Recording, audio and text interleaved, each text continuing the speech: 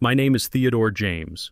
My daughter-in-law threw me out of the house I built with my own two hands. She never expected me to come back a month later, with a realtor, a for sale sign, and a line of buyers ready to kick her out. Before I continue this story, please do me a favor and let me know where you're watching from in the comments below. And hit that like button and subscribe if you believe that respect is something that must be earned no matter who you are.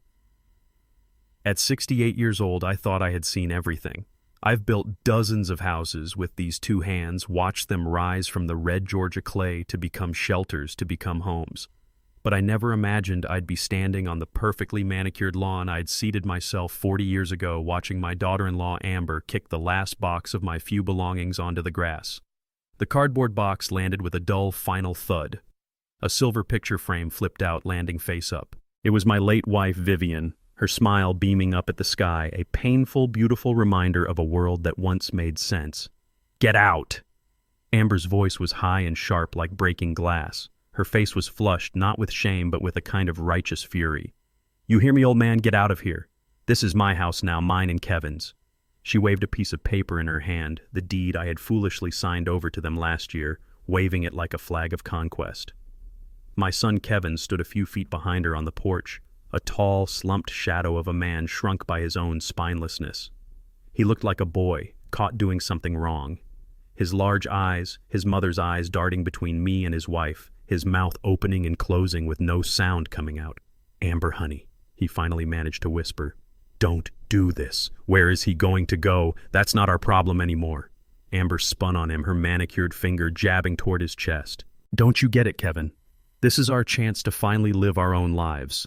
Without him hovering over us, judging everything we do, sighing every time I buy something nice. I am done. Done. Done." A funny choice of words. She was done living in a house she hadn't paid a penny towards in 3 years. She was done with the meals I cooked, the garden I tended, the checks I quietly wrote to cover her credit card bills whenever Kevin looked too stressed. She turned back to me, her rage now a focused beam. "What are you waiting for?" A written invitation. "Leave. If you are not off this property in 5 minutes, I swear to God I will call the police and have you arrested for trespassing." And that's when it happened. In the middle of her hurricane of screams, in the middle of my son's shameful silence, a strange feeling washed over me. It wasn't pain, it wasn't anger, it was peace. A cold, crystal-clear peace. It was as if a tumor that had been growing in my family for years had finally burst, and though the poison was spreading, at least, now I knew exactly what I was fighting. I looked Amber straight in the eye, my gaze steady, and then I felt the corner of my mouth twitch into a faint smile. A smile whose meaning was known only to me. It was a smile Vivian would have recognized. She used to call it my contractor's smile, the one I'd get when a stubborn client insisted a wall had to be built where a wall could not possibly go, and I knew that eventually the laws of physics would prove me right. My calm seemed to unnerve her more than any shouting match would have. She blinked, her certainty flickering for just a second. "What? What are you smiling at?" I didn't answer her question. Instead, I bent down, picked up Vivian's picture frame, brushed the grass clippings from the glass, and gently slid it into the pocket of my jacket. I looked at Kevin one last time, saw the shame burning in his eyes. I said nothing to him. There was nothing left to say. "All right, Amber," I said, my voice even and devoid of emotion. "If this is what you want." I turned my back on them. I didn't pick up the boxes. I left them scattered on the lawn like tombstones for a life that was now over. I simply started walking down the concrete driveway. I poured myself to the sidewalk where Kevin learned to ride his first bicycle and on down the street. "Just go!" I heard Amber scream behind me, her voice laced with a strange hint of panic, as if she couldn't believe her victory was this easy. "And don't you dare come back!" I didn't look back. I just kept walking, each step a solid, steady beat on the pavement. As her shouting faded behind me, my own internal monologue began clear and cold. "Vivian, you see what they've done to our home. You see what our boy has allowed that woman to become." I walked past the park where I used to push Kevin on the swings. I walked past the ice cream shop where I'd console him after he fell off his bike. The memories didn't hurt. They only sharpened my resolve. Amber. So foolish. So obsessed with the surface of things. I thought about that paper she waved in my face. The deed. Yes, it had her name and Kevin's on it. a gift, a mistake born from a father's blind love. She thought that was the only piece of paper that mattered. She was celebrating her victory far too early, because she never bothered with the other set of papers, the thicker, far more complicated set. The papers she had begged and pleaded for me to sign 2 years ago when she wanted a $75,000 loan to open her failed designer boutique. Her and Kevin's credit was a joke. The bank had laughed them out of the office. But they approved it in a heartbeat when I, Theodore James, with my perfect 820 credit score and 40 years of flawless financial history, agreed to put my name on the line. She waived the deed, but she forgot about the mortgage, more specifically the home equity line of credit. She thought my name on it was just a formality, a guarantee. She didn't understand. In the world of numbers and contracts, a cosigner isn't a bystander. A cosigner is a tethered partner, a soldier tied to the same financial fate. And when one party defaults, the other soldier has every right to seize command and save the ship from sinking. I stopped at the street corner and took one last look back. The house stood proud on its hill, a monument to my life's work. Amber wanted it. Fine, she could have it. But she was going to have it my way. The air in this cheap motel room off I-20 smells of bleach and quiet desperation. It's the complete opposite of the smell of pine, fresh-cut grass, and the faint scent of Vivian's roses that still clings to my clothes. I'm sitting on the edge of a bed with a comforter as thin and stiff as cardboard staring at the blank beige wall. This is the first night in 40 years I haven't slept in the house on Larchmont Hill. The house I drew up on a napkin in some greasy spoon diner with Vivian sitting across from me, her eyes shining as she sketched where the kitchen window should go so it would catch the morning sun. We built it with our own hands. I remember the feel of the oak beams beneath my calloused fingers, the smell of sawdust in the air, the sound of Vivian's laughter echoing through the unfinished frame. Back in the 80s, a black man running his own successful contracting business in Atlanta was a rare sight. But I wasn't just a contractor. I was a craftsman. I built my reputation on integrity and quality. Every joint perfect, every foundation solid. That house wasn't just a job, it was my masterpiece. It was our statement to the world. It said that Theodore and Vivian James were here, that we worked hard, that we loved each other, and that we had built something that would last. It was our legacy, a fortress of brick and mortar built to protect our love and our place in a world we had earned, not been given. We raised Kevin inside those walls. We gave him everything we never had. Music lessons, summer camps, a car on his 16th birthday, a college education with not a single dollar of debt. Maybe that was our mistake. We shielded him from the struggles that had forged us. We gave him a kingdom without teaching him how to build one. So when he brought Amber home for the first time, he didn't see what we saw. He saw a pretty blonde white woman who made him feel important. We saw a pair of cold, calculating eyes. Eyes that barely registered the family photos on the mantelpiece, but lingered far too long on the cherry wood furniture we had saved for years to buy. I remember her first words spoken with a sweet smile that didn't reach those eyes. "Oh, this house has such wonderful bones," she'd said, making the word bones sound like it was the only thing worth saving. "It has so much potential." Potential, as if 40 years of our life was just a rough draft waiting for her editorial notes. Vivian, with her quiet wisdom, saw right through her. "That woman isn't looking at our home, Theo," she told me late one night, her voice low with worry. "She's appraising it." After I lost Vivian to cancer, the light went out of the house and Amber's control over Kevin became absolute. Kevin's grief became a vacuum that Amber eagerly filled with her own ambitions. She started talking about their future, about building equity, and the heart of that plan was always my house. Dad.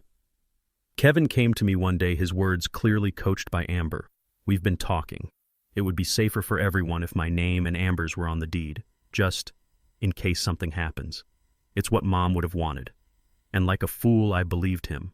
Softened by grief and desperate to hold on to the only family I had left, I agreed. In some lawyer's stuffy office, I signed the quitclaim deed, a transfer of legal ownership over my life's work. I thought I was giving my son a foundation. I didn't realize I was handing my daughter-in-law a weapon. The deed to the house was the first domino to fall. It happened about a year after I buried Vivian. I was adrift in a sea of grief, and the house, once a source of comfort, now felt cavernously empty. Every room held a ghost. Kevin's visits were my only lifeline, or so I thought. He came over for dinner one Sunday with Amber, of course. After we ate, he cleared his throat, a nervous habit he's had since he was a boy. "Daddy started Amber and I have been talking." He looked at her and she gave him a small, encouraging nod. "It's about the house. We think, well, it would be more secure for everyone if our names were on the deed, just for legal reasons. You know, estate planning and all that." Amber chimed in, her voice dripping with counterfeit sympathy. "We just worry about you, Theo. If something were to happen, we want to make sure everything is taken care of smoothly. No probate court, no complications. It's what Vivian would have wanted, to know that her family was secure. She weaponized my wife's memory against me, and in my weakened state, it worked. The thought of protecting my son, of fulfilling what might have been Vivian's last wish, was a powerful anesthetic for my better judgment. I saw it as an act of love, of passing the torch. I didn't see it as the act of surrender it truly was. In a cold, impersonal lawyer's office with a pen that felt unnaturally heavy in my hand, I signed the quitclaim deed. I watched the ownership of my life's work, my soul's sanctuary, slide across a polished mahogany table into their hands. I felt a piece of myself tear away, but I told myself it was the right thing to do. I was giving my son a foundation. I didn't realize I was just giving his wife a fortress from which to launch her next attack. That attack came 6 months later. Amber announced she had a brilliant can't-miss business idea, a high-fashion boutique in Buckhead. She had the vision, she said. She had the taste. All she needed was $75,000 in startup capital. I, who had built a business from sawdust and sweat, knew a doomed venture when I saw one. She knew nothing about inventory management, about payroll, about the razor-thin margins of retail. But Kevin was mesmerized by her confidence. He saw her as a mogul in the making. Their application for a business loan was rejected so fast it made their heads spin. Their credit was a mess of late payments and maxed-out cards. They had no assets of their own to use as collateral. For a week, a tense, angry silence filled the house whenever I was there. Then one evening, Amber approached me. She had been crying. Her eyes were red, though I saw no tears. She sat beside me on the sofa, the one she'd picked out to replace Vivian's favorite armchair. She took my hand. Her touch was soft, but her grip was like steel. "Theo," she began, her voice a fragile whisper. "I don't know what to do. My dream is falling apart. This wasn't just for me. It was for us, for Kevin, for our future, for the grandchildren you deserve." She laid out her new plan, a home equity line of credit, a HELOC. They would borrow against the value of the house they now owned on paper. But there was a catch. The bank still wouldn't approve the loan with just their names on it. Their financial history was too risky. They needed a co-signer. They needed me. Kevin stood in the doorway of the kitchen, looking ashamed, unable to meet my eyes. He was her silent, unwilling accomplice. "It's just a formality, Dad," Amber said, her voice pleading. "It's just your signature on a piece of paper to make the bank feel secure. We will make every single payment. I swear on my life. You won't have to do a thing. You won't even know it's there. It's just a little help to get us started." I looked from her tear-streaked face to my son's downcast eyes. I saw a man I had raised to be better than this, a man who knew this was wrong but was too weak to say no to his wife. And in that moment, I made a fatal mistake.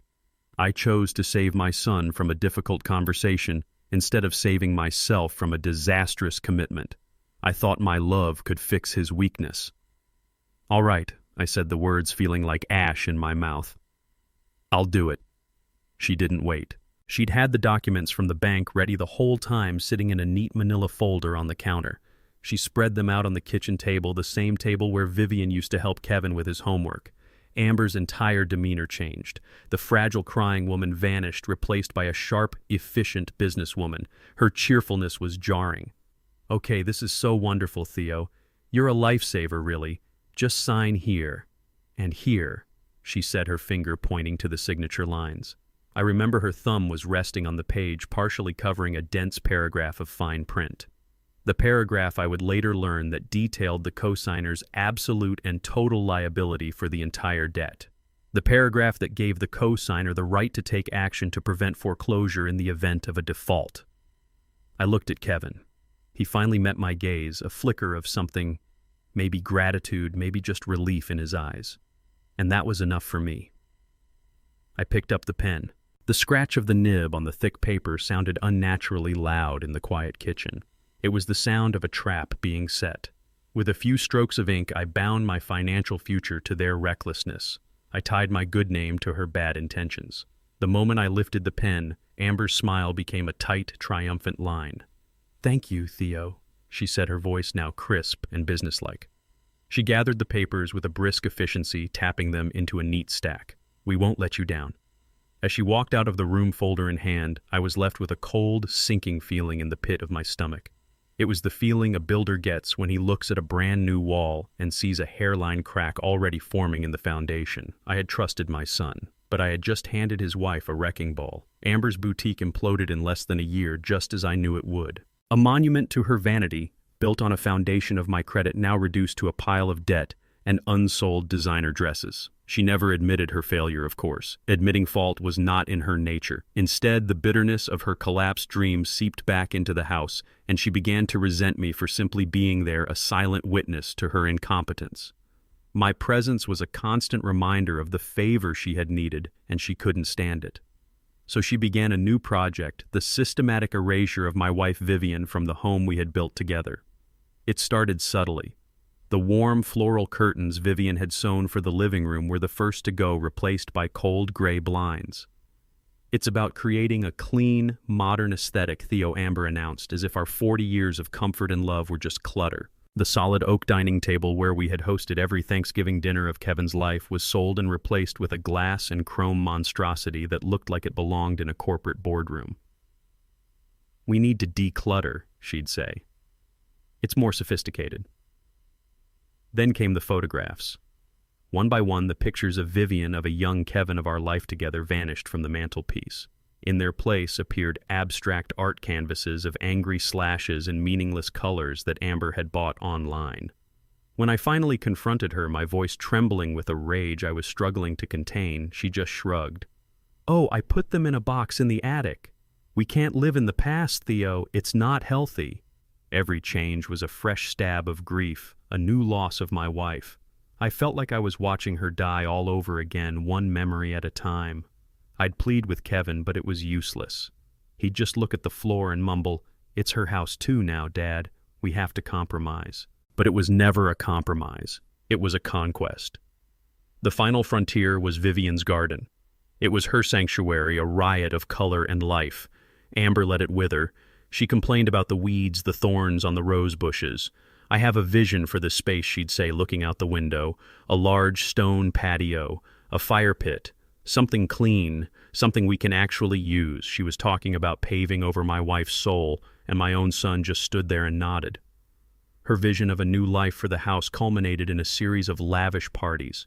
This was her new stage, a way to project the image of success her failed boutique never provided.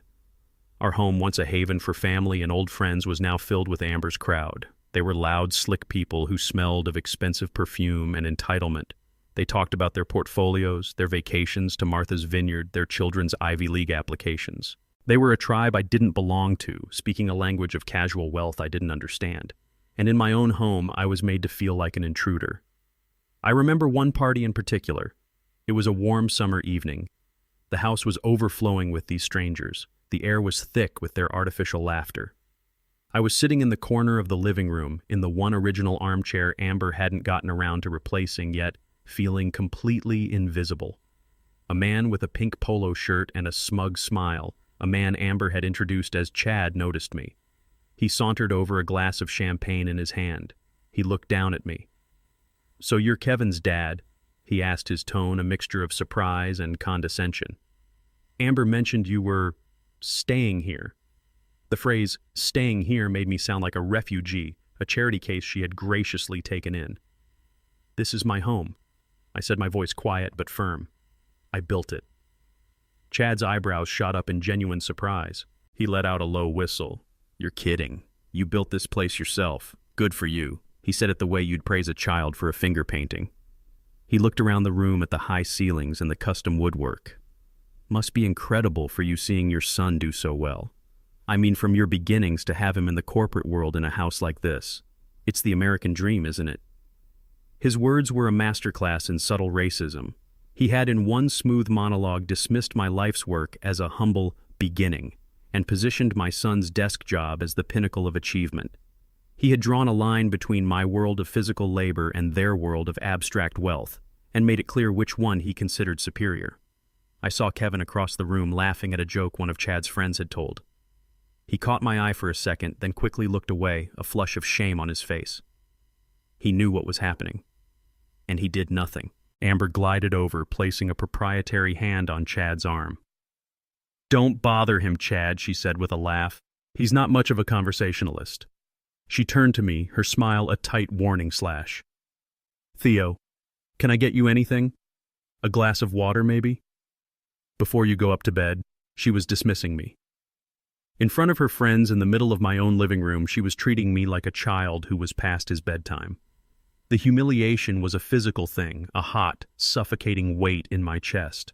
I looked at the faces around me, saw their polite, empty smiles, their curious, pitying glances. In their eyes, I wasn't the patriarch of the family, the man who had built the very ground they stood on. I was just a relic, an inconvenient, out-of-place piece of the past that was cluttering up Amber's beautiful modern future. I stood up, my knees cracking in protest. "No thank you, Amber," I said, my voice dangerously calm. "I think I will call it a night." I walked out of the room. I didn't look at Kevin. I couldn't bear to see the cowardice in his eyes. As I walked up the stairs, the sound of their party, their laughter echoed behind me. It was the sound of my own irrelevance. I closed the door to my bedroom, but I couldn't shut out the noise. I was a prisoner in my own home, and I realized with a chilling certainty that this was no longer just about a house. It was about my soul. And if I didn't fight back, there wouldn't be anything left of it for them to take. The first sign of trouble arrived in a plain windowed envelope from the bank. It was a polite automated letter, a gentle nudge reminding us that the HELOC payment was 5 days past due. I've balanced a checkbook my entire life. I've never been late on a payment for anything. Seeing that notice sent a small cold knot of anxiety into my gut. I found Amber in the kitchen scrolling through her phone. "Amber," I said, holding out the letter, "I think there's been some kind of mistake with the bank." She glanced at it without even taking it from my hand, a look of pure annoyance on her face. "Oh, it's just an administrative error. I set up auto pay. Their system must be lagging. I'll handle it." She waved her hand dismissively, her eyes already back on the glowing screen. I wanted to believe her. But a week later, another letter came.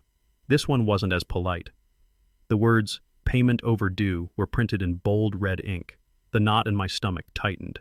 I approached Kevin this time, hoping to find an ally in reason. "Son," I said, showing him the notice. "This is the second one.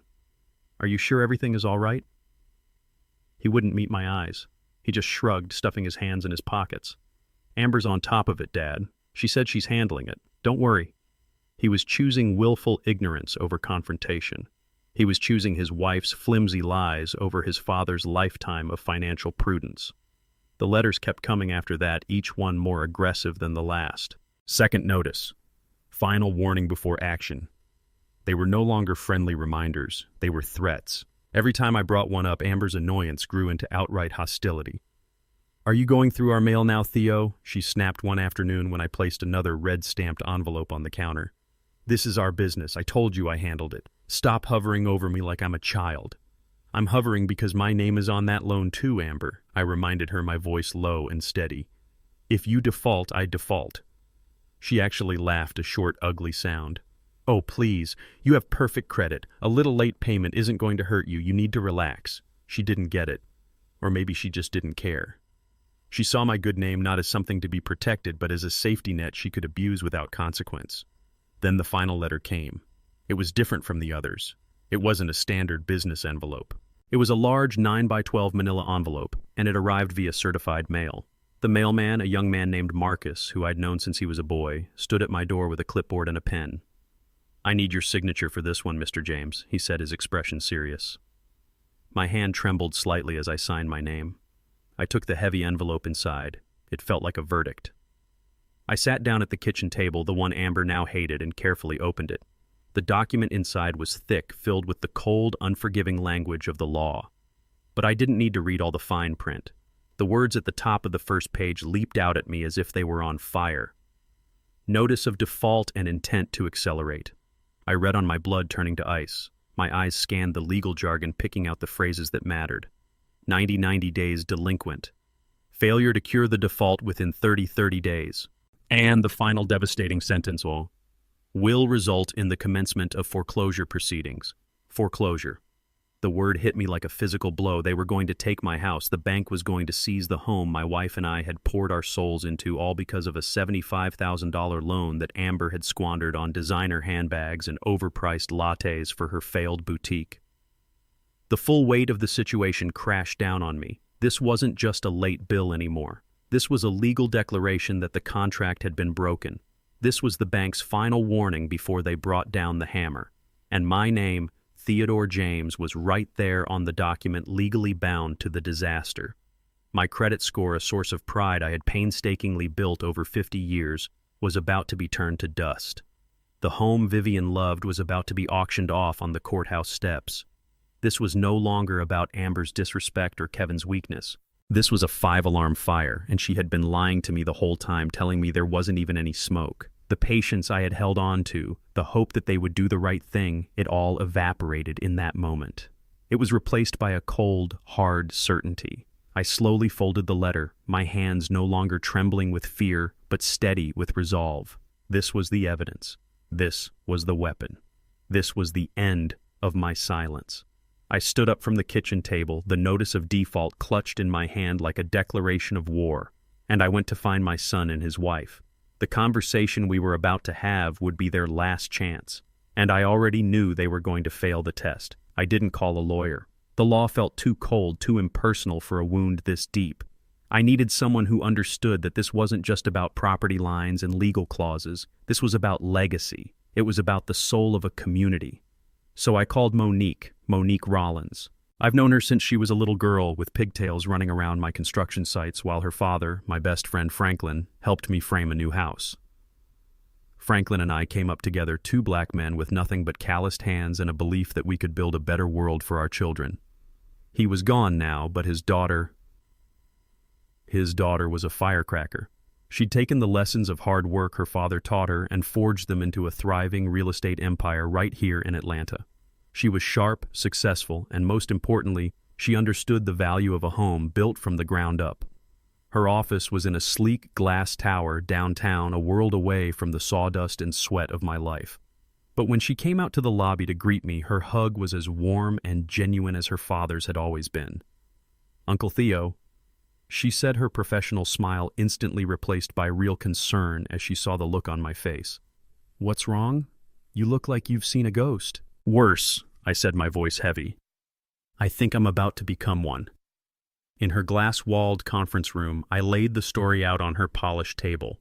I didn't editorialize. I just gave her the facts, my voice flat and tired. And then I laid out the documents one by one like exhibits in a trial. First, the quitclaim deed with Kevin and Amber's names typed neatly beside mine. Second, the thick, intimidating HELOC agreement with my signature scrawled at the bottom of the co-signer line. And last, the notice of default, which I placed in the center of the table like a tombstone. Monique listened in silence, her warm, welcoming demeanor slowly dissolving, replaced by a focused, professional intensity. She picked up the HELOC agreement, her eyes as sharp as her father's had been scanning the dense paragraphs. She read the notice of default, her lips tightening into a thin, angry line. She leaned back in her chair, her gaze distant for a moment, fitting the pieces together in her mind. When she finally looked at me, her eyes were blazing. "Uncle Theo," she said, her voice low and dangerous. "She played you. She played you perfectly. This is a classic asset stripping maneuver. It's disgusting. She got you to hand over the asset, the deed, out of love. Then she leveraged that asset to create a massive liability, the loan, for her own selfish project.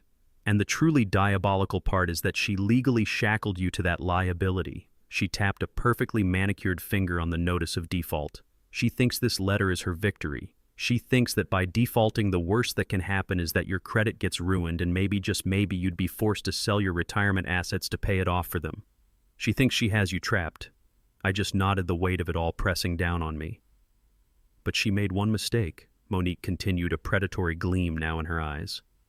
"The same mistake so many of these people make. They see men like you and my dad, men who built this city, as simple, as relics from a bygone era. They don't understand that the same hands that can frame a house can also dismantle one piece by piece. She stood up and began to pace the energy in the room, shifting from despair to strategy. This isn't just about your house, Uncle Theo. I see this every day. A new generation or people from outside our community moving in. They see legacy homes like yours, homes that Black families poured their entire lives into, and they don't see history. They see a dollar sign. They see an undervalued property in a gentrifying neighborhood. They see a teardown. Amber isn't just disrespecting you. She's trying to erase a piece of our community's history for a quick profit and a bigger patio. Her words resonated deep in my soul. She understood. She wasn't just a realtor looking at a commission. She was Franklin's daughter fighting to protect her father's world. Her mistake, she said, stopping and pointing at the HELOC agreement, was not reading the fine print. She thought your name as a co-signer was just a safety net for her. She didn't realize it was also a trigger for you. What do you mean? I asked, a flicker of hope igniting in my chest for the first time in days. She smiled, a sharp, intelligent smile. It means that as a legal party to this loan, you have a fiduciary duty to protect the asset from foreclosure. When they defaulted, they didn't just break their promise to the bank. They broke their legal agreement with you. And that gives you the right to intervene. She leaned forward, her voice dropping to a conspiratorial whisper. We're not going to sue them. That's messy, and it takes years. We're going to be much more elegant than that. We are going to use the very contract she ignored to write the final chapter of this story. And she is not going to like the ending. I looked at this sharp, brilliant young woman, my best friend's daughter, and for the first time since Amber had thrown my life's work in my face, I felt the ground beneath my feet begin to solidify. Hope is a powerful thing, and for the first time in a long time I had it. So, what do we do? Monique, I asked, my voice a low rumble. What can we legally do? Monique leaned forward, her hands clasped on the glass table. Her eyes were like chips of obsidian, hard and focused. We don't fight her on her terms, Uncle Theo. We don't get into screaming matches or emotional appeals. That's her battlefield. She thrives on chaos. We fight her on your terms, the terms of contract's consequences and the cold, hard letter of the law. We are going to be calm, professional, and absolutely ruthless. She took a deep breath and then she laid out the blueprint. The plan will happen in 3 phases. The first phase is the most important, and it's going to feel wrong, but you have to trust me. Tomorrow morning you are going to walk into that bank, you are going to take a substantial amount of your hard-earned savings, and you are going to write a check to pay the full 90-plus days of arrears on that HELOC. You are going to bring that loan completely current. I flinched. Pay their debt. After what they did. Yes, she said, holding up a hand to stop my protest.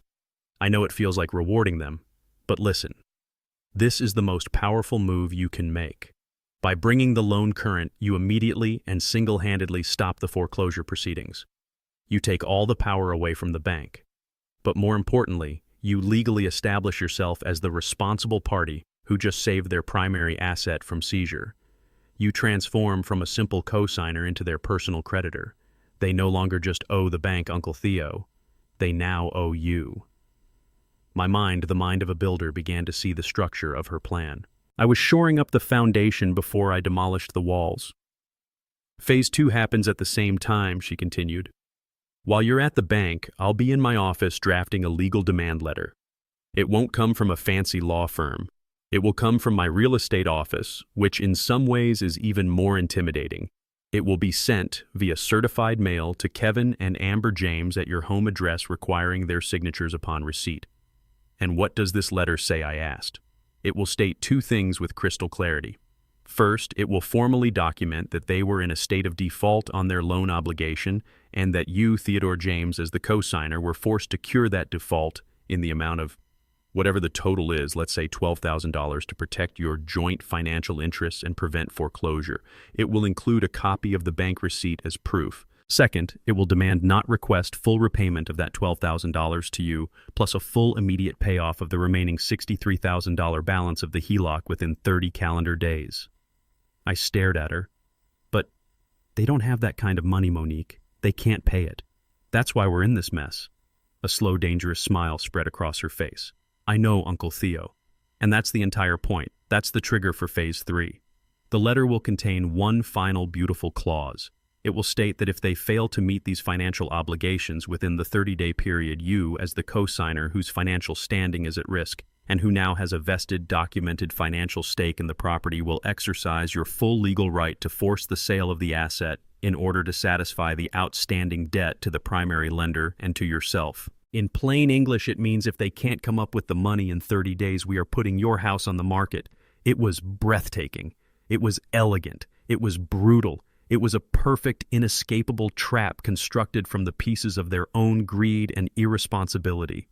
She saw the understanding dawn on my face. She used the house to get the loan, she said softly. We will use the loan to take back control of the house. It's clean, it's legal, and it is based entirely on the contract she was too arrogant and too foolish to ever read. She built her little kingdom on a foundation of your good name, Uncle Theo. We're about to show her what happens when the foundation decides it has had enough. I leaned back in the chair, a slow breath escaping my lips. For weeks I had felt like a ghost in my own life, a powerless, heartbroken old man. But now, sitting in this office with this brilliant young woman, I felt something else entirely. I felt like a builder again. Monique hadn't just given me a legal strategy. She had handed me a blueprint. And now it was time to get to work. Monique handled the next part. She drafted a demand letter that was a masterpiece of polite professional lethality. It was printed on her firm's expensive letterhead and sent via certified mail, a detail she insisted upon. We need a record that they received it, she'd said. We need to prove they were warned. I later imagined the scene when that letter arrived, a scene Kevin would eventually describe to me in a flood of regretful tears. The mail carrier stood at the door holding the crisp envelope and a clipboard. Kevin signed for it, his hand hesitating. He told me he felt a jolt of pure dread, the feeling that he was signing for his own doom. He opened it in the kitchen, his hands trembling as he read Monique's carefully crafted words. He saw the copy of the bank receipt showing the thousands of dollars I had paid to save the house. He saw the demand for full repayment. He saw the final, terrifying clause about forcing a sale. "Amber," he said, his voice barely a whisper. "You need to see this. It's serious." She snatched the letter from his hand. He watched her scan the pages, a flicker of shock in her eyes, quickly replaced by a wave of pure, contemptuous arrogance. Then she started to laugh. It wasn't a sound of amusement. It was a sharp, ugly, dismissive sound. "Sell the house?" she scoffed, looking at Kevin as if he were a fool. Is he an idiot? Is his little realtor friend an idiot? He can't sell this house. Our names are on the deed. It is legally, physically our house. But the loan, Kevin stammered. He co-signed. "So what?" she snapped back. "He's just trying to scare us. This is pathetic, Kevin. A bluff. A desperate little power play from a lonely old man who is angry we kicked him out. He thinks this will scare us into letting him come crawling back." She shook her head, a smug smirk on her face. "He has no power here. None." And to prove her point, to demonstrate her absolute and total control, she took the legal document, the final warning, the lifeline that could have saved them, and she tore it in half. Then she tore it again, and again. She ripped it into tiny confetti-like pieces and let them flutter from her fingertips into the kitchen trash can. "There," she said, brushing her hands together as if finishing a chore. "Problem solved. Now stop worrying. He'll get over it." After that, there was only silence. Monique and I had the delivery confirmation. We knew they had received the warning. And then we waited. For 30 days, the phone never rang. There were no panicked calls from Kevin, no angry messages from Amber, just a profound, arrogant silence. They were so certain of their ownership, so confident in my powerlessness, that they didn't even bother to respond. Every day that passed was another brick they laid in the wall of their own prison. They thought their silence was a show of strength. In reality, it was them walking step by deliberate step into the kill zone. They had no idea that on the 31st day, the storm we had been quietly gathering was about to break right over their heads. The 31st day dawned bright and clear, a perfect Saturday. Monique later told me exactly how it all went down.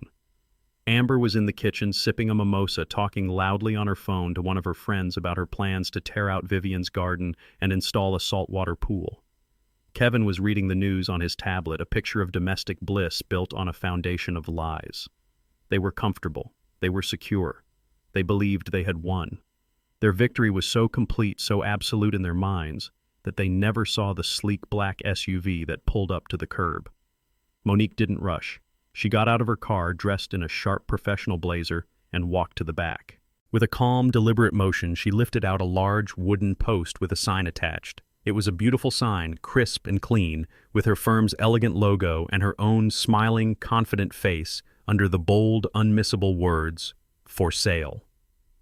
She walked onto the lawn, the grass I had spent decades tending, and chose a spot right in the center, a spot no one could possibly miss from the street. From a canvas bag, she produced a small mallet, and then she began to hammer. The sound, sharp and rhythmic, cut through the quiet morning air. Thwack! Thwack! Thwack! Each strike was a punctuation mark at the end of their long, arrogant sentence. Amber stopped talking mid-sentence. Kevin looked up from his tablet. They stared through the large bay window, their expressions shifting from mild curiosity to confusion, to a dawning, horrified disbelief. Amber threw her phone on the counter and stormed out the front door, her bare feet slapping against the stone walkway. Kevin stumbled out behind her, his face pale and slack with shock. "What in the hell do you think you're doing?" Amber shrieked, her voice cracking with fury as she marched toward Monique. Monique didn't even flinch. She gave the post one last firm tap with the mallet, ensuring it was perfectly straight, before turning to face Amber with a calm, unruffled smile. "Good morning, Amber," she said, her voice as smooth as glass. "I'm just preparing for the open house. It starts in 30 minutes. "Get off my property!" Amber screamed, her face turning a blotchy red. "You are trespassing. I am calling the police right now." Monique simply crossed her arms, her smile never wavering. "Please do," she said politely. "I've already given a courtesy call to the local precinct to inform them that we might have a small civil issue here today while a legally sanctioned property showing is taking place. I've already forwarded them a copy of Mr. James's demand letter and a summary of his legal rights as the co-signer on a defaulted loan. I'm sure they'll find the situation very educational. In fact, I have Officer Miller's direct number right here if you'd like to speak with him yourself." Amber froze her hand, hovering over the phone in her pocket. The casual, calculated mention of the police, the officer's name, the legal documents, it was a strategic masterstroke. It showed her that Monique wasn't just reacting. She had been planning this for weeks. She was 3 steps ahead. "This is my house," Amber finally sputtered, falling back on her one pathetic line of defense. She jabbed a finger toward the front door. "I have the deed. My name is on the deed. You and that pathetic old man can't do this." Monique's polite smile finally faded, replaced by a look of clinical, condescending pity. She took a step forward, her voice dropping, becoming sharp and clear, dissecting Amber's entire worldview with the precision of a surgeon. "You keep talking about the deed, Amber. And you're right, your name is on it. Congratulations, you own the title, but the deed doesn't pay the bills. The mortgage does. And a mortgage is a contract you violated the moment you stopped making payments." Kevin, who had been standing there silently, finally found his voice. "Amber, maybe we should just listen." "You shut up, Kevin." She wheeled on him, her eyes blazing with fury. "I've got this." She turned back to Monique. "We had an arrangement with him. This is a family matter." "It stopped being a family matter," Monique countered, her voice cutting through Amber's tirade like a razor, "the moment you defaulted on a $75,000 loan that was secured not just by this house, but by the good name and the 40-year financial history of Theodore James. When you defaulted on that loan, you committed a material breach of contract, not just against the bank, but against your co-signer. And to protect his own credit from your spectacular irresponsibility, Mr. James was forced to step in and cure your default. He paid your debt. And that action, under the very terms of the agreement you clearly never bothered to read, gives him the full legal standing to compel the sale of this asset to recoup his funds and satisfy the lender. So yes, you own the house. But you own it under the shadow of a debt you chose not to honor. And today, the debt is calling the shots, not you." Every word was a perfectly placed blow, dismantling Amber's reality brick by brick. Her rage began to curdle into a wild, panicked desperation. She actually lunged for the sign, trying to rip it from the ground with her bare hands. "I'm not letting you do this," she grunted, pulling at the solid wooden post. Monique simply watched her, a look of profound boredom on her face. She waited for Amber to give up her hands, red and splintered, before speaking again. The first potential buyers will be arriving in 20 minutes, she said, checking her watch with an air of theatrical impatience. I would suggest you go inside and make the house look presentable. A good first impression can add thousands to the final sale price. And from the looks of it, you're going to need every penny you can get. Monique's final words hung in the air, a perfectly delivered death sentence. And as if on cue, the first car pulled into the driveway. It was a modest minivan, and a young couple with a small child got out, their faces bright with the hopeful energy of first-time homebuyers. They were holding a printout of the listing, pointing excitedly at the house. Monique's entire demeanor shifted in an instant. The ruthless legal strategist vanished, replaced by a warm, dazzlingly professional realtor. "Welcome," she said, striding toward them with a brilliant smile, completely ignoring Amber, who stood frozen in place as if she'd been turned to stone. "So glad you could make it. The photos really don't do the craftsmanship justice, do they?" Before Amber could even process what was happening, a second car arrived. Then a third, a fourth. It was a flood. Monique had, with masterful timing, scheduled the first 10 viewings in 5-minute intervals. It was a tactic designed to create a sense of overwhelming demand, a frenzy. Within minutes, the quiet, tree-lined street in front of my house looked like a parking lot. A steady stream of people, a diverse cross-section of the Atlanta community, were walking up my driveway, their faces filled with admiration for the home I had built. The neighbors, of course, began to appear. Old Mr. Henderson from across the street suddenly found it was the perfect time to prune his rose bushes, his eyes peering over the fence. The young couple on the corner came out onto their porch, sipping coffee, their expressions a mixture of shock and fascination. The curtain was rising on the final act of Amber's tragic play, and the whole neighborhood had a front row seat. The sight of the crowd of her private domain being overrun finally broke Amber's paralysis. She ran to the front door, planting herself in front of it like a cornered animal. "You can't come in here," she yelled, her voice thin and reedy. "This is a private residence. This is a mistake." Monique glided to the front of the line, addressing the first couple with an apologetic smile. "Please excuse the current resident," she said, her voice carrying for everyone to hear. "She's just very emotionally attached to the home. It's hard to let go of a place with so much history." She gently guided the couple around Amber's rigid form. "Please come right in. Mind the foyer. The natural light in the morning is just spectacular." A young man from Monique's office, polite but built like a linebacker, stood calmly at the door with a sign-in sheet, creating an official, unstoppable flow of traffic into the house. Amber had been rendered completely irrelevant. She was a ghost at her own funeral. Kevin was even worse. He had retreated to the far edge of the porch, his back against the wall, looking pale and nauseous. He was a captain who had scuttled his own ship and could now only stand and watch as it sank. And then began the humiliation by 1,000 cuts. The buyers, completely unaware of the drama, walked through the rooms of my life, their innocent comments landing on Amber like physical blows. "Wow, look at the woodwork on this fireplace mantel," a woman in the living room said to her husband, her hand tracing the custom carvings I had spent a month perfecting. "They just don't build them with this kind of detail anymore.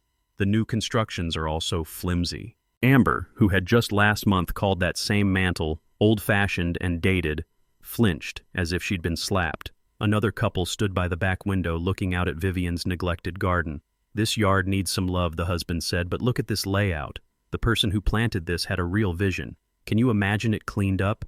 It would be a paradise." This honors Vivian's memory and dismisses Amber's plan to pave it over.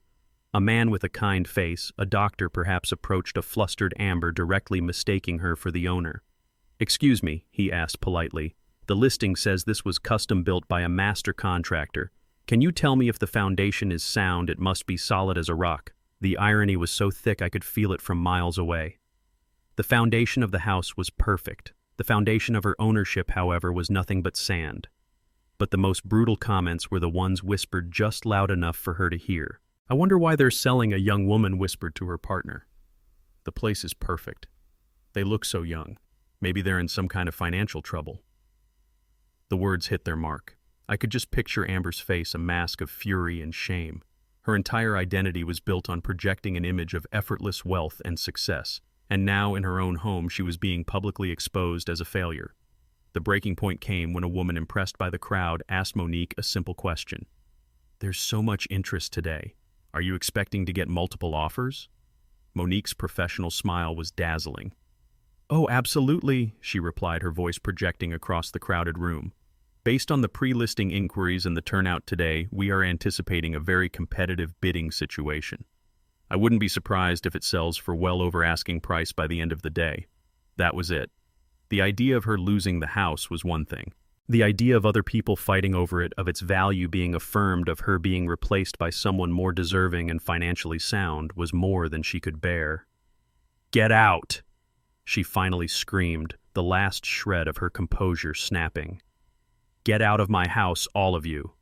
The room fell silent. The buyers stared at her, their expressions shifting from admiration for the house to alarm and pity for the hysterical woman in the center of it. Monique's assistant, the polite linebacker, calmly stepped forward. "I do apologize, folks," he said, his voice soothing. "The seller is understandably distressed. Perhaps we can continue the tour in the backyard for a few moments while she composes herself." He expertly guided the crowd away, leaving Amber standing alone in the center of the living room. Her castle had been overrun. Her subjects were ignoring her. She was a queen with no power, a screaming, pathetic figure in an empire of her own delusion. She was a prisoner in the house she thought she had conquered, and she had no idea that the real executioner was just about to arrive. I waited until Monique gave me the signal, a simple text message that just said, "Showtime." I had parked my car down the street out of sight. With me were Dr. David and Sarah Evans, a young, brilliant couple I'd been introduced to by Monique. He was a cardiologist, she was a civil rights attorney. They were the kind of people Vivian and I had always dreamed would one day be our neighbors. They had fallen in love with the house from the pictures alone, not because it was a status symbol, but because, as Sarah put it, it feels like a home that was truly loved. I pulled my car, a clean, respectable sedan I'd bought after selling my old work truck, into the driveway. I did it slowly, deliberately. The chaos on the lawn subsided for a moment as my car glided to a stop. All eyes turned to me. The potential buyers looked curious. The neighbors looked intrigued. And Amber looked at me with an expression of pure, murderous hatred. For a second, a flicker of hope might have crossed her mind. Maybe she thought I was there to surrender, to call off the dogs, to beg for a truce. But then David and Sarah got out of the car. They were a vision of black excellence and success, calm, confident, and utterly unimpressed by the drama unfolding before them. And in that instant, Amber understood. I wasn't there to fight her for control of the house. I was there to replace her. That understanding was the spark that ignited the final spectacular explosion of her rage. She stormed toward me, her face twisted into an ugly mask of fury, her bare feet heedless of the sharp gravel on the driveway. "You!" The word was a venomous hiss. "What did you do? Who are these people?" I got out of the car standing to my full height. I didn't feel like a 68-year-old man with aching knees. I felt like the builder who had poured the very concrete she was standing on. I felt powerful. "You think you can do this?" she screamed, stopping just short of me, spittle flying from her lips. "You think you can just waltz in here and sell my house out from under me? I will sue you. Theo, I will sue you for everything you have. I will take this house, and I will take your savings, and I will take your pension. You will die with nothing, you pathetic, lonely old man." She then turned her fury on David and Sarah, who stood by the car watching her with a sort of detached, clinical pity. "And you need to leave. This property is not for sale. This man is a liar. He's senile. He has no idea what he's doing." Sarah, the attorney, simply raised an elegant eyebrow, completely unbothered. David looked at me, not for reassurance, but for his cue, his expression calm and trusting. I ignored Amber's tirade. Yelling back at her would be like wrestling with a pig. You both get dirty and the pig likes it. Instead, I turned to my guests, my voice calm and steady, a deliberate counterpoint to her chaotic shrieking. "David, Sarah, I do apologize for the disturbance," I said, my voice carrying clearly across the lawn. "The current resident seems to be having some difficulty accepting the reality of the situation. Please don't let it trouble you." The phrase "the current resident" hit Amber with the force of a physical blow. It demoted her instantly from a queen in her castle to a temporary tenant on the verge of eviction. Her mouth opened, but for a moment no sound came out. I continued my gaze, moving to the house, to the living room window. The afternoon sun in that room is something my wife Vivian always loved. It fills the whole space with this warm, golden light. I think you'll enjoy it. I was talking to them as if she wasn't even there. I was passing the torch of my home's legacy right in front of her, rendering her completely and utterly irrelevant. The public humiliation, the loss of control was so absolute that she looked like she might physically shatter. Kevin, who had been a statue of dread on the porch, finally stumbled forward. "Dad, please, don't do this," he whimpered. I looked at my son, not with anger, but with a profound, aching sadness. This was a mess of his own making, a consequence of his own weakness. "I am not doing this, Kevin," I said, my voice firm but not unkind. "You and Amber did this. You did this the day you decided my love was a commodity to be exploited. You did this the day you defaulted on your promise. I am just cleaning up the mess." Finally, I turned my attention to Monique, who had been standing by the front door, a quiet, powerful observer to the entire scene. She had waited for her cue, and now I gave it to her. "Monique," I said, my voice resonating with a final, unshakable authority, "I think it's time you explained the final details of the contract to Mrs. James. Perhaps you could be very clear this time so there are no more misunderstandings." Monique's name, spoken with my authority, seemed to hang in the air for a moment. All the chaos, all the shouting, all the frantic energy on the lawn just stopped. Every eye, the buyers, the neighbors, David and Sarah, Kevin, and a finally silent Amber, all turned to this calm, composed woman in the sharp blue blazer. The stage was hers, and she took it. She took a slow, deliberate step forward, her gaze fixed on Amber. Her voice wasn't loud, but it was so clear and so precise that it cut through the air like a diamond cutting glass, and every single person on that lawn heard every single word. "Amber," she began, her tone that of a patient teacher explaining a simple concept to a child who refuses to understand. "You seem to be operating under a fundamental misunderstanding. You keep holding up your deed as if it's a royal decree. So let me be very clear for you and for everyone here. A deed signifies ownership that is true, but the ownership of any property that is leveraged with a loan is always subordinate to the terms of that loan. The bank, the lender, always holds the superior claim. The deed is the throne, Amber, but the mortgage is the guillotine that hangs over it. And you," she continued, taking another step, "have been sharpening that blade for months. When you and Kevin stopped paying the $75,000 home equity line of credit you took out against this house, you didn't just miss a payment. You committed a material breach of a legally binding contract. But the real genius of your plan and the source of your downfall is that you tied Mr. Theodore James to that breach. You thought his perfect credit was your personal shield. You were wrong. His name on that loan as a co-signer made him a full legal partner in your debt. His immaculate financial history made him the primary target for the bank when you failed to pay. You didn't just risk your own future. You gambled with his. To prevent the bank from foreclosing on this property, the home his wife died in, and to protect the credit score he spent 50 years building from your recklessness, Mr. James was legally entitled and morally obligated to intervene and cure your default. He paid your debt, he cleaned up your mess, and the moment his check cleared, the entire power dynamic of this situation shifted.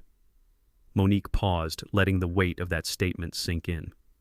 According to the very contract you signed, but never read his action, gives him the full, unassailable legal right to compel the sale of this asset, to satisfy the lender, and to be reimbursed for the funds he expended on your behalf. He is not asking for your permission to sell this house. He is enforcing his contractual right to do so. The law is not on your side, the contract is not on your side, time is not on your side. In fact, you have no more cards to play. So here are your options, and I want you to listen very carefully. Option A, you and Kevin cooperate with this sale. You allow these good people to tour the home in peace. You sign the papers when the time comes. After the bank is paid and Mr. James is reimbursed, any small amount of equity that remains will be yours. Option B, you continue to fight. The sale will be forced through the courts. The bank's foreclosure action will proceed. You will be evicted by the sheriff. Your credit will be so thoroughly obliterated that you won't be able to get a library card, and you will walk away from this with absolutely positively nothing. The choice is yours. But I want to be perfectly clear. Either way, you are leaving this house. The finality of her words was absolute. It was a checkmate delivered in plain, simple English. The air went out of Amber. Her whole body seemed to deflate. And in that moment of stunned silence, the sound of my son Kevin finally breaking was like a gunshot. He turned to his wife. his face a mess of tears and dawning horrified understanding.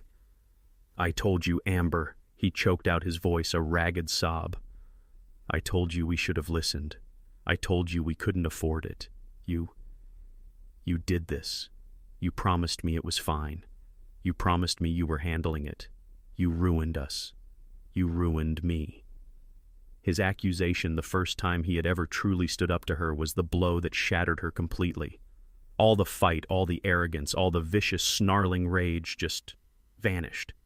It was replaced by a vast, empty void. She looked around, her eyes wide and unseeing, at the faces of the strangers in her living room, at the pitying looks of the neighbors on their lawns, at the husband who now looked at her with pure hatred. She had built her entire world on a foundation of lies, and Monique had just pulled the cornerstone out. She didn't scream, she didn't cry, she just stood there, her face the color of chalk, a living statue of broken pride. The confident queen was gone. All that was left was a pathetic, defeated woman who had overplayed her hand and lost everything. I watched my son sob, and I watched the woman who had caused all this pain crumble into nothing, and I felt no joy.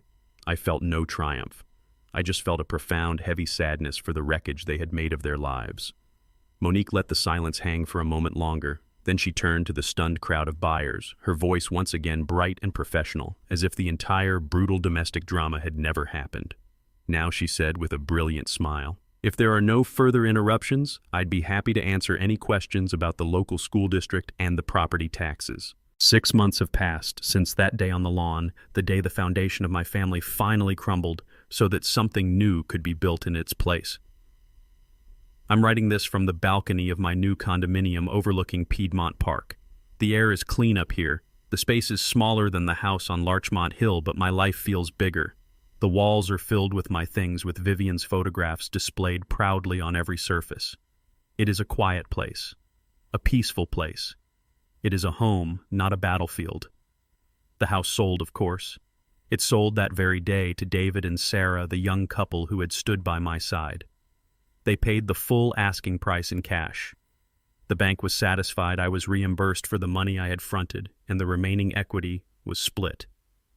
Kevin's half was immediately seized by creditors to pay for the mountain of debt Amber had accumulated.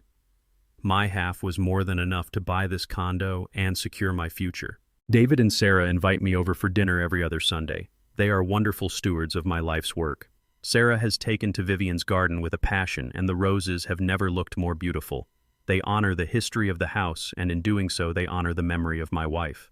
The legacy is safe. Amber and Kevin's marriage imploded the moment their financial future did. The divorce was quick and brutal. Amber, I heard, left Atlanta buried under a mountain of debt from her failed boutique, and with a reputation that was now toxic. She got nothing from the house, and the wealthy friends she so desperately tried to impress vanished like smoke in the wind. She was left with the only thing she had truly earned, the consequences of her own character. Kevin. Kevin hit rock bottom. He lost his wife, his home, and his father's trust all in one afternoon. He's living in a small apartment on the south side now, working an honest hourly job at a logistics company. For the first time in his life, there is no safety net. There is no one to bail him out. He is being forced to confront the man he became, and it has been a painful, humbling process. We are talking again. The calls are awkward, stilted, but they are real. He doesn't call to ask for money. He calls to ask how I am. He calls to tell me about his day. He is rebuilding his life one honest day at a time. The trust that was shattered may never be fully whole again. But we are laying a new foundation, one built not on entitlement and obligation, but on the slow, difficult work of earning respect. In losing a house, perhaps he has finally started to build a character. As I sit here on my new balcony watching the sunset paint the Atlanta skyline in strokes of orange and gold, a comfortable quiet settles around me. For so long, I believed my legacy was that house, a physical structure of wood and stone that I could pass down to my son. I was a builder, after all. I spent my entire life thinking that the strongest foundations were made of concrete and steel, believing that permanence was something you could measure in square feet. But I was wrong. The ordeal with my son and his wife was the most painful lesson of my life, but it was also the most profound. It forced me to understand what Vivian had known all along. The true legacy was never the house itself. It was the love, the values, and the integrity that the house was meant to shelter. A home's foundation isn't just the concrete it rests on. It's the respect and honesty that holds the family inside it together. When that foundation is corroded by greed and entitlement, the entire structure is doomed to collapse no matter how strong the walls are. My greatest act as a builder was not in constructing that home, but in being forced to protect its soul. I didn't lose my legacy that day on the lawn. I was simply pushed in the most brutal way imaginable to finally understand what it truly was. It's a lesson that took me 68 years to learn, and one I wanted to share with you. The greatest inheritance we can leave our children is not a property for them to possess, but a blueprint for them to build their own character. If my story has resonated with you today, I'd be grateful if you'd show your support by liking this video and subscribing to my channel for more stories like this one. And now I have to ask you, what do you believe is the most important legacy a person can leave behind? Is it something you can touch and hold, or something you hold in your heart? I would truly love to read your thoughts in the comments below. And finally, please let me know where you're watching from today. It brings a smile to my face to see how far a single story can travel. Thank you for listening. This whole ordeal taught me a painful but powerful lesson about the nature of a true legacy. I spent my entire life believing a foundation was something you build with concrete and steel, that a legacy was a physical house you could pass down. But I learned that the real foundation of a family is built with intangible materials: respect, honesty, and integrity. When those materials are corroded by greed and entitlement, the entire structure is doomed to collapse no matter how beautiful it looks on the outside. The greatest inheritance you can leave isn't a property deed, but a blueprint for character. For more stories about life lessons and justice served, please subscribe to my channel so you never miss an update.